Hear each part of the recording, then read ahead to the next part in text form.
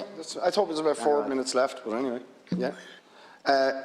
Taoiseach, just to take up the issue I raised earlier, you said you're finding my position confusing on offshore wind, right?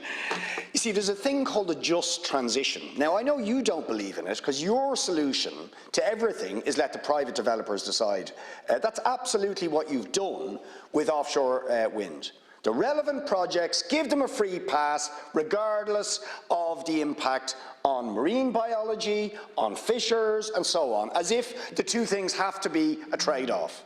Now, the truth is, there's a thing called sustainable planning, all right, where you plan out where is suitable to protect the marine, where is it suitable to develop offshore wind, how do we ensure the sustainability of existing industries like the fishers and so on. That's called sustainable planning. And people who argue for that are not, there's nothing contradictory about it. What they actually want is a just, sustainable transition to the climate future that we need to have. But what yous are doing with the offshore wind, at the expense of fishermen and marine biology and biodiversity, is letting profit-driven developers dictate the development of the offshore marine, and that we are going to pay a price for that. Thank you, Deputy Taoiseach, please. Thanks very much, Deputies. Just in relation to the issue of energy security as raised by Deputy McGrath, I think as a country we're doing okay in terms of energy security.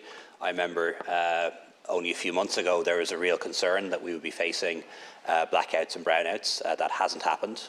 We've managed to get the necessary emergency generation in place, and we're working to make sure that it's in place for next winter and the one after. We do have 90 days worth of reserves for petrol and diesel and kerosene and oil, which is really important too, and we are examining whether we need to supplement our gas security with LNG, but we have two sources of gas, the two pipelines coming from the UK and the Carb gas field of our own.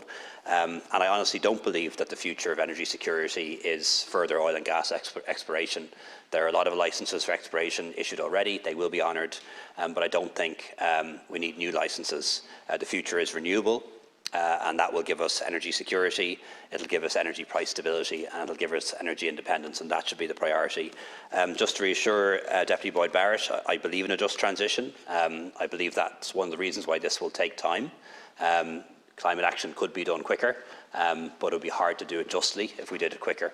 And it's one of the reasons why we need to consider that as part of the just transition. And I also agree it's sustainable planning, but that requires a planning process, an independent one.